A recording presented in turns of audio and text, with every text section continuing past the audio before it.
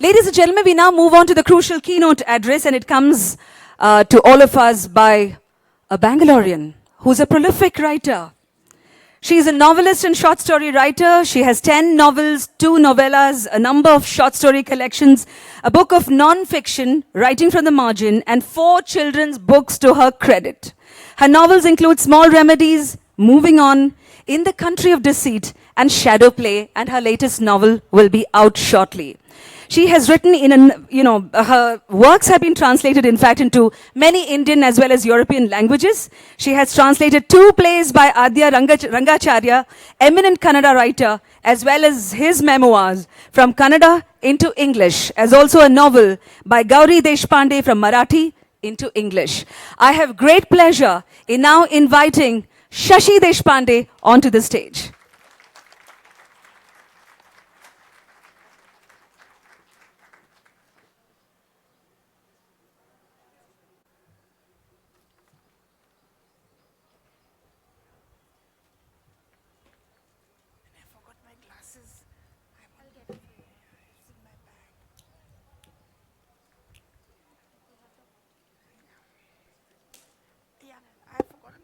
No, Mama, we'll get it for you. If you could just get my bag. Yeah, we'll get it for you. My glasses. Yeah, thank you. Mom, if you just want to sit and talk, let me know. Yeah, I'll do that.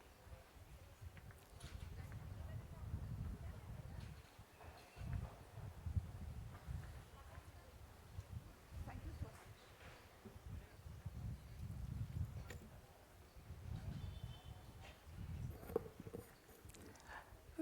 Good morning, everybody. Sorry to keep you waiting. Quite blind without my glasses. It's a beautiful day today for the Bangalore Literary Festival, and I'm very glad that after all the problems they've had, at least the weather is being kind to them and to all of us. In the past week or so, I have had many calls from journalists asking me whether I would be attending the Bangalore Literature Festival. It made me realize how political even attending a festival has become. Whether you attend or don't attend an event is like making a political statement. It's like spelling out where you stand. I had absolutely no hesitation in saying that I would be attending the festival. My reasons for being here are very simple. It's the simplest being that I had committed myself to this more than a year back when I promised Shiny I would be here. And so here I am, Shiny. Secondly, I believe that this is a festival of and for the people of Bangalore. It is for the readers of Bangalore. It is for writers everywhere. And besides, as far as I am concerned, this is a festival of my city. Above all, by coming here, I will be able to talk, hopefully, to fellow writers, to readers, and to others interested in literature. I had earlier planned to speak about Indian writing in English, about its phases of growth and its problems. As things developed, I found I could not talk, as if nothing had happened, as if we can ignore the burning issue that lies in our midst. I had to shelve my earlier talk, and I decided to speak instead of recent developments in the literary world which have affected all writers and the Bangalore Literature Festival especially. I have to say that this has not been a very simple exercise. For the first time, I found my thoughts were not as clear as they always are. I was confused. I was unable to reach clarity many times, and I had to leave it at that. It has been very problematic. So much has been happening in the world. The Paris attacks, the Chennai disaster, just the other day, the California tragedy, that I wondered why I was talking of an issue like this when so much worse was happening all over the country and in the world. This is often the problem for writers. There are times when you begin to doubt yourself, when you wonder what you are doing, writing an imaginary story when the world is in such a fragile state, but the doubts don't last. You know you have to go on with your work. You also know that for a writer, everything is important or nothing is important. Our lives always run on parallel lines, on the small issues of our own lives and the line of greater issues which lie outside our lives. We live and we write taking account of both of these. Tolstoy has given us the clearest and the most amazing picture of this, of the parallel paths that humans take in War and Peace. To go back to what I want to say, one of the problems of this debate has been that there are too many misunderstandings about what the writers' protest and subsequent discussions have been about. And following these misunderstandings, the discussions have moved on wrong and totally irrelevant tracks. The emphasis throughout has been on the returning of awards, and the questions flung at writers often begin with, why didn't you do this earlier? Why now? What was never understood was that returning awards was not the main issue, and there never was any coercion on writers to return their awards, never any intention of judging them because of their stand. Besides, people who returned their awards, those who resigned from positions, and those who signed statements, they were all equally part of the protest. The other disturbing thing is that what began as the writers' movement against some developments in the country and against the silence of those in power has now, in some inexplicable manner, turned into a confrontation between two opposing sets of writers. We now have a very ugly atmosphere, which is not only disturbing, it is distressing. One has to wonder whether this is a result of some very clever manipulation, I don't know on whose part, or whether it is a natural consequence of writers talking at each other through the media, through journalists, through TV anchors, and so on, and not talking directly to each other. Obviously, there were going to be writers with different views. No one expected all the writers to converge into a single group. But one did not expect the personal animosities, the bitterness that has crept into the discussions. The English writer Margaret Drabble once said to a reviewer who made some unpleasant remarks about her work in a review, she said, "Look me in the face and say that." It is true. To talk to each other, to look each other in the face, makes it impossible to demonize the other. I will begin with the personal, because since there was no joint discussion, no joint agreement on what to do, and each writer took his or her own decision, I can only speak of my experience. It was a great shock to me when Professor Kalburgi was shot, not only because I knew him a very little bit, but also because I was born and grew up in Dharwad, which was always known as a gentle and a civilized town. That a scholar who had only expressed and written his honest opinions about certain matters could be shot in broad daylight in his own house and in a place like Dharwad seemed incredible to me. He was a member of the General Council of the Sahitya Academy. He was on the advisory board, and he had received a Sahitya Academy award as well.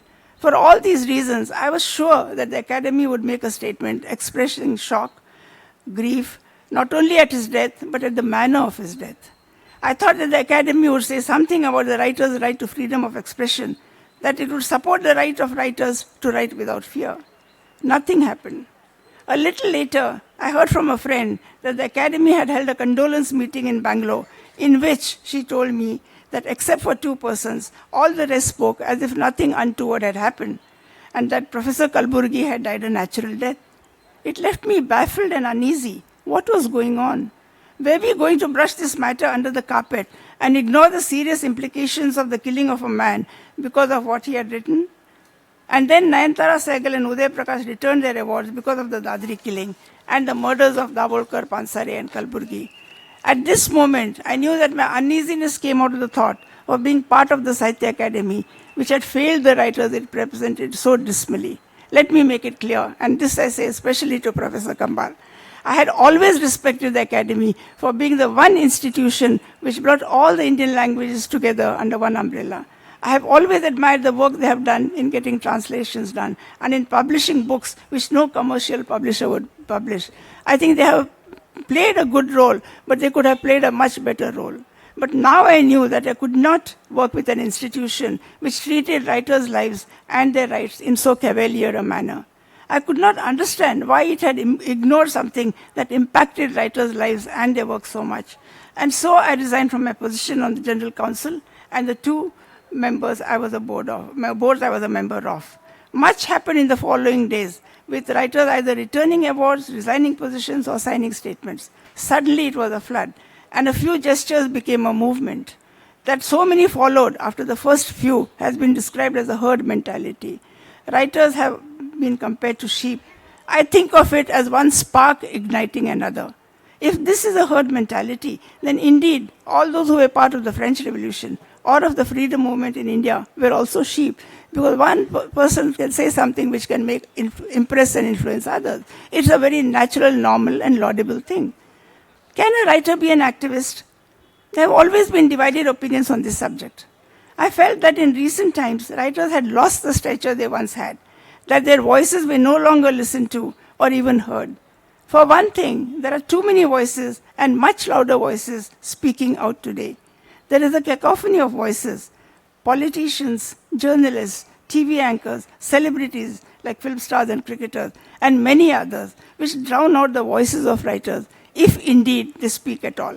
In fact, it seemed as if writers had abnegated their position in society, that they rarely raised their voices, as if they knew that their opinions no longer mattered. Now suddenly the time seemed to have come when writers were reclaiming their voices. The time seemed to have come when writers were coming together in a spontaneous movement, each writer's act an individual and independent one. I need to emphasize this because there have been a lot of theories about how it was a kind of a conspiracy. Not one person knew what the other was doing. For the first time since India's independence, there was a community of writers' voices speaking. Writers from different languages, from different regions of India, senior writers, younger writers, came together to voice their fears about how slowly, insidiously, threats to writers' freedom were growing. How writers had to be careful about what they wrote, especially if it was about religion or caste. It has become a very touchy subject. How the government was trying to invade or take over cultural institutions, the Film and Television Institute being a prime example. One would have thought that the academy and the government would have taken this seriously. That the fact of so many writers speaking in one voice on an issue would have made them sit up and take notice of the issue. That they would say something, promise, however hollow a promise, to do something. Instead, there was a running down of both the protest and the cause, and of writers themselves. I will not use the word intellectuals. The word has been debased in recent times by the very wrong use made of it. I prefer to call writers thinkers, because writers are thinkers. The very act of writing compels thinking. It brings up questions, it brings up doubts, which is why the world has given writers some regard and respect. Now, on the contrary, both the government and critics of the protest spoke of writers in a most derogatory manner. Just this week, I read a conversation between President Obama and the American writer Marilyn Robinson in the New York Review of Books. It was a one-to-one conversation about serious matters, about reading, about writing, about politics, about the United States, and what was happening inside it and outside it. When I read the conversation, I envied a country in which the head of a state would have a discussion with a writer. It showed his respect not for that one writer alone, but for all writers and for their opinions. And I thought with distress of how the writers' protest had been greeted in India with ugly accusations, with derision. Stop writing, a minister said. Manufactured revolt, another said.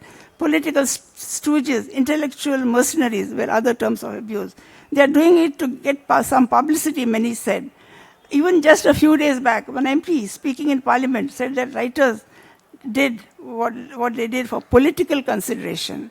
The protest was belittled. The issue was trivialized in many ways, one of which was to call the movement awards wapsi. It's a disgusting term, I think, which is something close to the ghar wapsi, which has been such a pathetic show of reconverting men and women who with baffled faces underwent a kind of ritual which clearly they did not understand. It became an object of ridicule. Just 2 days back, I heard three actors discussing something, I don't know what, maybe themselves. And they were sort of, somebody said that, what they are saying is not sensational enough, it's too mild. And one of the actors said, what shall we talk about then? Shall we talk about intolerance? And there was loud laughter from everyone. And I thought, is this what it has come to? The opinion of a few people in this country whose opinion should not be ridiculed or trivialized in this manner. This belittling, this contemptuous trivialization has saddened me more than anything else. It is a sad day when a government cannot respect its artists and scholars. And there are others in this movement too, filmmakers, artists, scientists, educationists. A sad day for the country when the government takes the lead in vilifying its creative people. No country, however economically developed, can call itself a civilized country if its artists, writers, scholars, and thinkers are treated with contempt.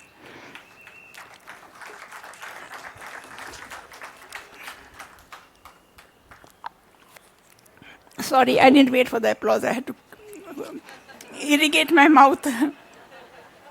Not many writers responded to these attacks.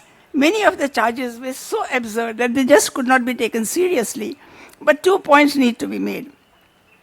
Firstly, the charge was flung at writers that they were insulting their awards by returning them. Not one writer would say that the award did not matter to her or him. When an award is given to you for your work, it is precious. To return it does not show a disrespect for the award. On the contrary, it is a sacrifice. Of all the treasures in my house, I prize most 2 awards. One is given to my father for the Sahitya Academy. He got the Sahitya Academy Award in 1971. I got it in 1991. And I think these are 2 of my most precious possessions. To return it is a sacrifice. The awards were returned to draw attention to something that was happening in the country, a threat to independent views, to different ways of living and thinking. Secondly, most of the authors who started the movement are senior authors, men and women who through decades have earned their name through their work and nothing else. They do not need the publicity. This may not be true of all writers, I admit that. There are always exceptions. But it is true of most of those who began the protest. These are people who are respected in their languages, in their fields. I am sure that very few of those who criticize the writers have read them or know anything about them. I was astonished when a film actor spoke against the writers in the most wild terms. Has he ever read any one of them? Does he know what they have written? Does he know what they have done all these years? Writers are rare. As for doing it for political consideration, there could not be anything more ridiculous. Writers are rarely political beings. A search into backgrounds will show that very few would ever have been members of a political party. There was talk of the protest being manufactured solely to impact the Bihar elections. If it is true, I would stand up and cheer because it would show me that writers have great power. Unfortunately, writers have no power at all. My own connection to politics is confined to voting in each election. It's a kind of dismal record. For each individual, each party I have voted for has lost. With this kind of a record, I'm sure political parties will go down on their bended knees praying that I do not support them. More seriously, why would a political party patronize writers? They have nothing to offer politicians. In the kind of democracy we have today, only numbers matter, only vote banks count. Appealing to passions and fears works. Reason and sense have no place at all in any kind of debate. We only have to look at how the word intellectual is regarded to understand what place thinking people have in the power structure of our country. We need to understand that though writers were disturbed about killings and violence, their uneasiness was more about an atmosphere which was slowly building up, about the attempts being made to make the country into something different from what it was, what it has been through the centuries, about attempts to stamp out differences and make India a mono-religious, monocultural country, attempts to make one single culture, one single religion, the privileged one. There has also been much talk about our culture. Statements were made that spoke up in a very derogatory manner about women in the name of our culture. Whether it was threatening lovers who married against their parents' wishes, blackening the face of a man who had organized a book launch for a Pakistani author, banning books because some people did not agree with the views stated in the books, lynching a man who ate beef, or killing scholars for their beliefs. All these were done in the name of religion, culture, or patriotism. They were an answer to those who dared to go against the ideology held by these people or parties. They were people who were against our culture. These statements were made and the acts committed not by people in power, never by people in power, but by others who were never taken to task for what they were doing. Somehow they evaded punishment. People who dragged girls out of a club, those who dragged couples out of hotels, got away with their moral policing, making us wonder whether they were doing what was an unspoken policy. Somebody asked me once whether this was an emergency-like situation. I had to say no, because the Constitution and our rights are very much intact. In a way, however, it is worse, because during the emergency, people knew whom they were fighting. Here, one is clueless. It is true that there have always been instances of intolerance in our country.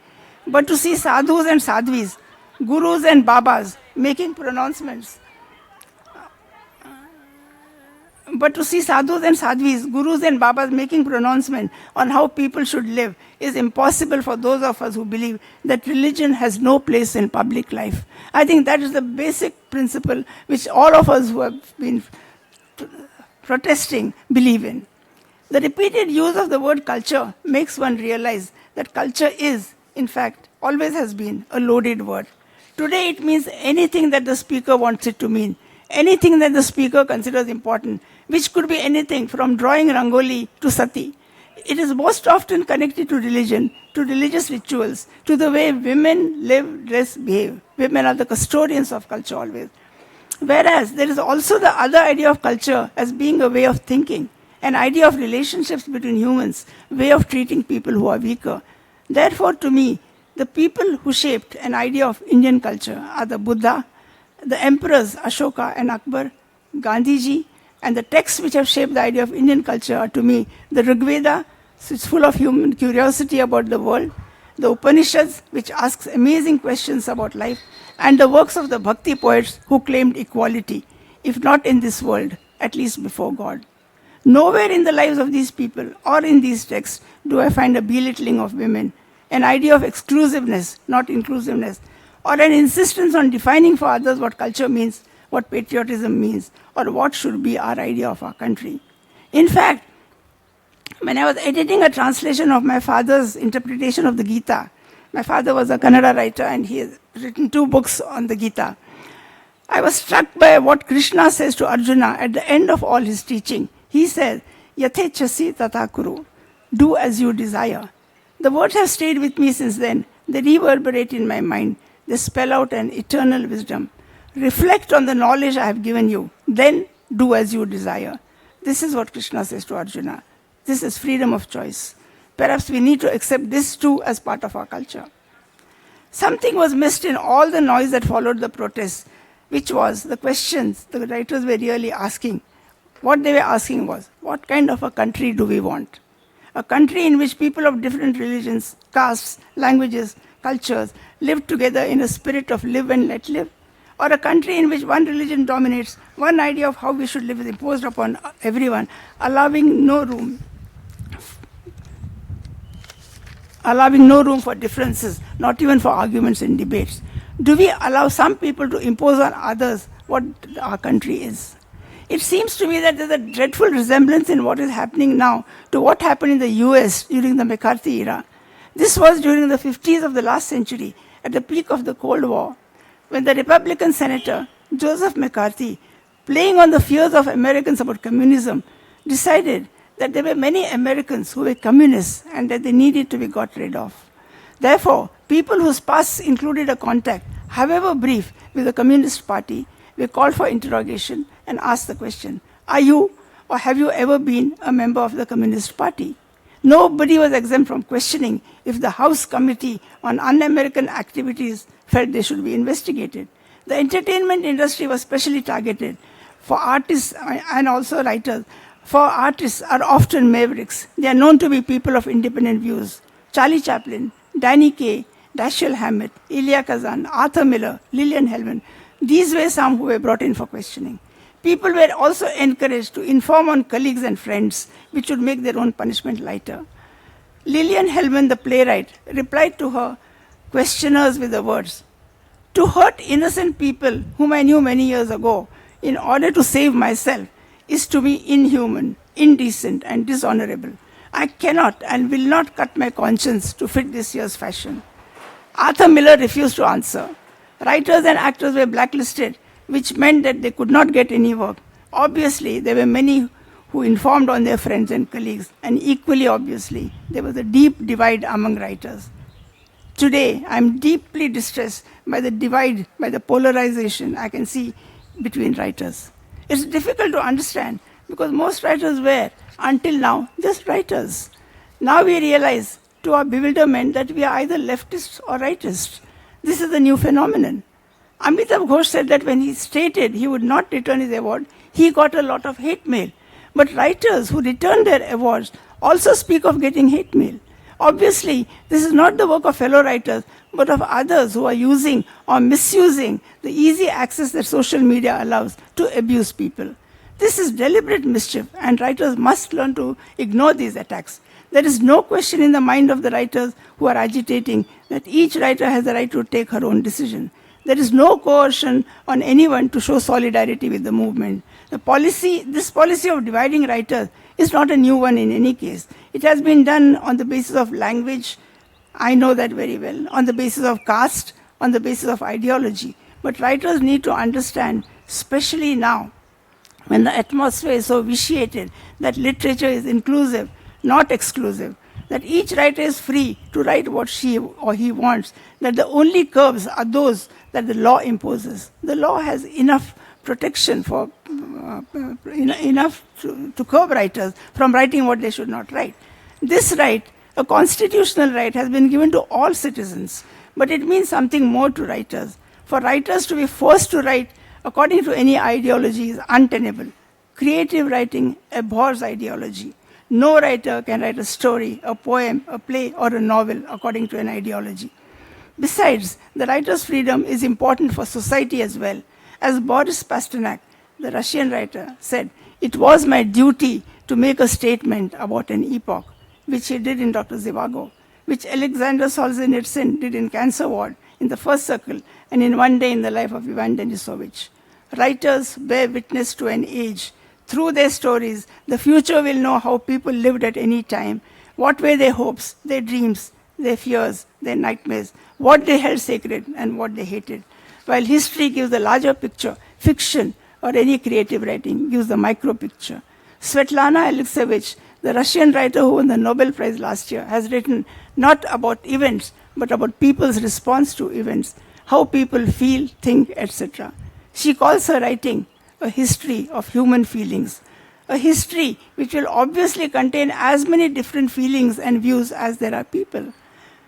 To look at the regimented writing that came out of Soviet Russia is to understand how dull, how deadly it is for writers to follow an imposed view, to have a homogeneous view, how important it is for many narratives to be told. There is no place for conformity, unanimity, or the majority view in any art. Each piece of art, whether it is a painting, writing, music, or anything else created, is unique. Creativity means uniqueness. It means no sameness. It means no duplicates. At present, homogenization is only a possible threat, but the threat continues to lurk in a society where people are condemned for holding different views. An artist must be a reactionary, Evelyn Waugh said. Resistance is the heart and soul of literature. Literature means asserting one's own version of life. We need many views and opinions. We need to agree to disagree. We need arguments and debates. We need to talk to each other, not at each other. We need to support any writer who is threatened by force, for who knows, the next writer threatened could be you or me. I'm now convinced that those who ask the question, why didn't you return your awards earlier, are right. Not for the reasons that they stated, but because, in truth, we should have spoken up much earlier. If we had, perhaps things would have been different. Perhaps Perumal Murugan would not have had to give up writing. Perhaps Professor Kalburgi would not have been killed. I spoke once of silence being a form of abatement, but silence is also the final act of resistance, like it has been for Perumal Murugan. You can't do anything more to a man when he decides to be silent, and no writer should ever be silenced.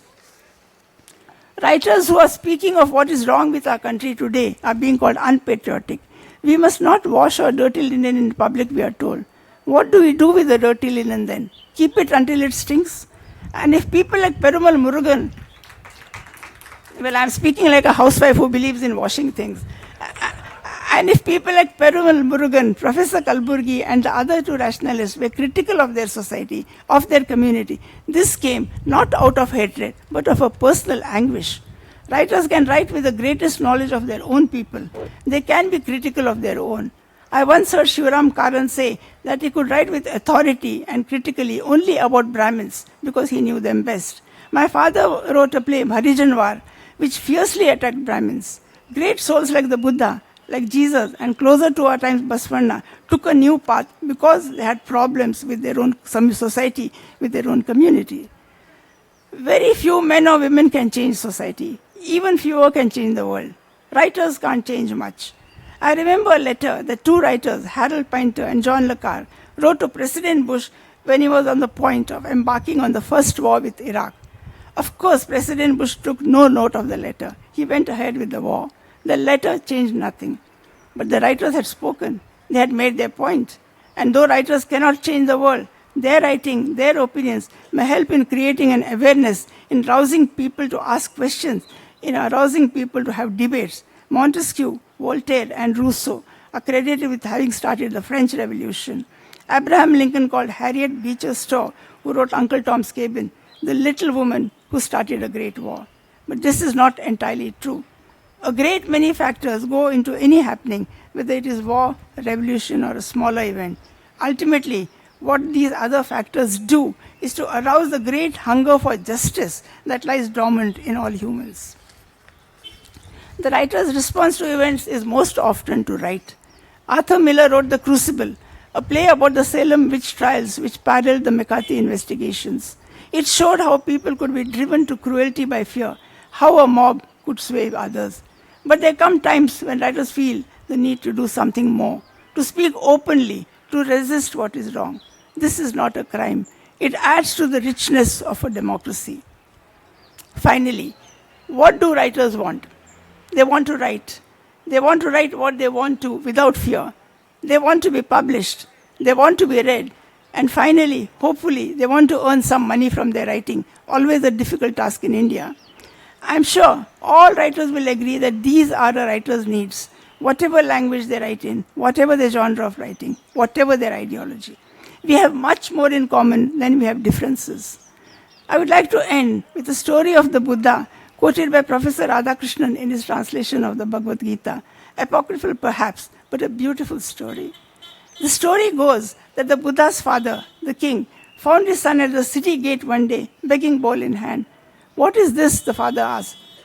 "This, my father, is the custom of my race." "And what race is that?" "The Buddhas who have been and who shall be. Of these am I, and what they do, I do. We belong to the same race. So do all writers belong to the same race." Thank you all very much.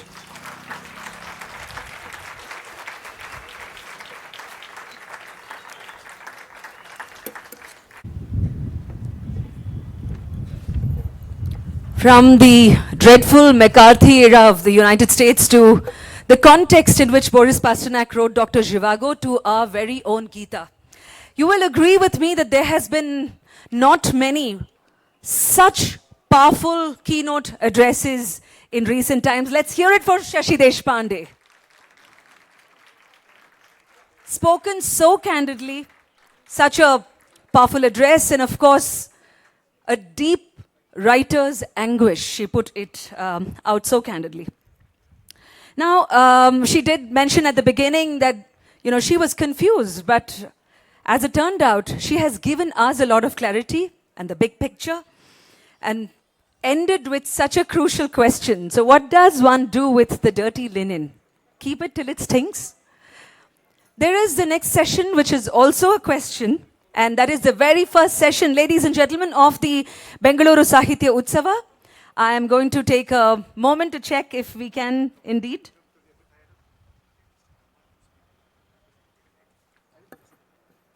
In fact, one gentleman who was supposed to join us at the very beginning, I'd like to acknowledge his presence, one of the greatest writers this land has seen, Jnanapitha Prashasti Vijetaru, Chandrasekhar Kambararu nammodane idare, and it's time to welcome him onto stage. Poet, playwright, folklorist, and has been the advisor of the BLF Advisory Board.